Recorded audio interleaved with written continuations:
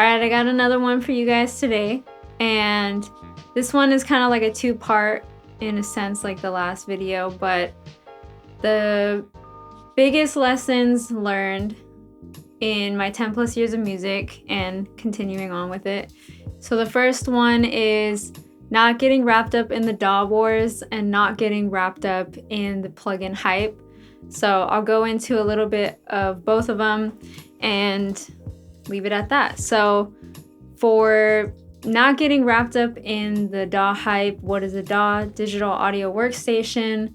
When I was first starting out, like I said in the first video, I had a cracked version of FL Studio and I was just hyped to even have software to make music in.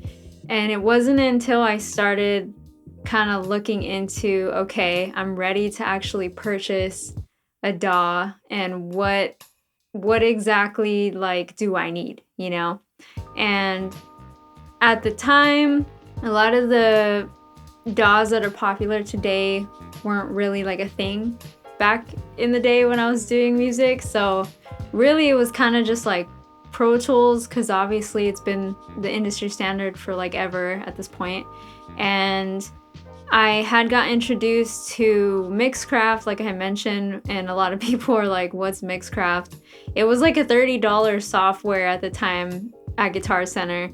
And I didn't even really think about like purchasing FL Studio because at the time it was just, you could just make beats in it. It wasn't really like geared towards recording audio into it.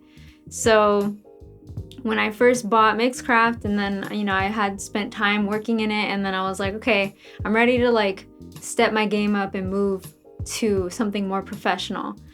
It was just basically like Pro Tools, Cubase, and I think Reaper was one of the softwares that was kind of like told to me. For me, like, I didn't really like look into most of them because I was like, a lot of these are just out of my price range. And luckily for me, I had a friend that basically convinced me that Cubase is a really good software. So I was like, okay, cool.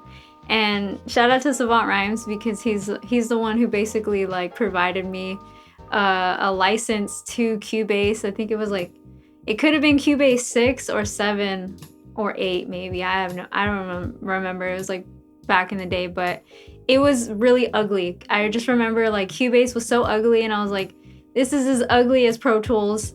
There's no way that this software is dope.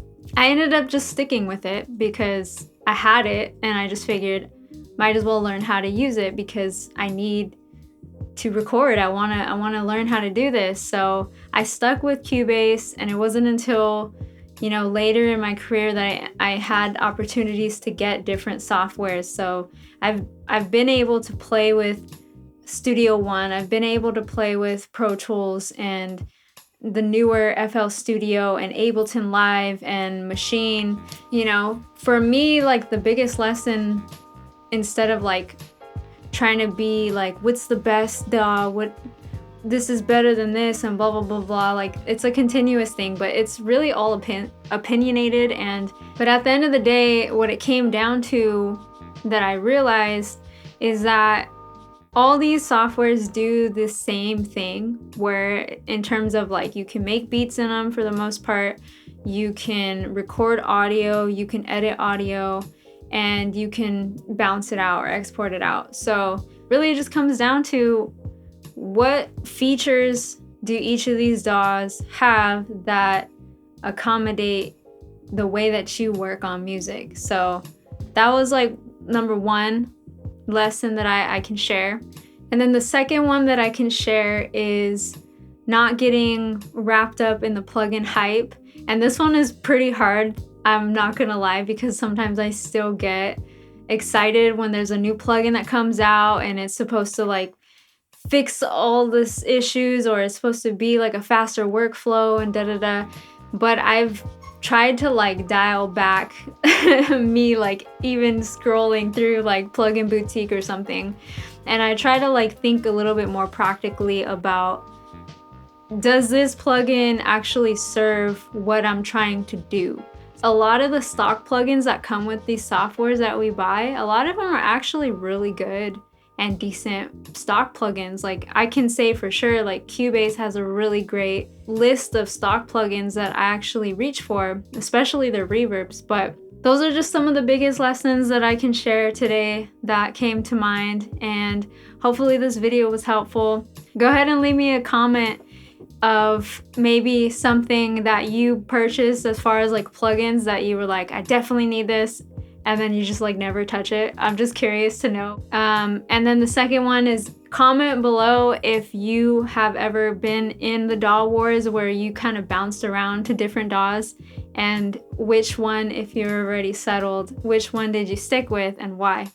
So with that, peace. I'll see you guys in the next video.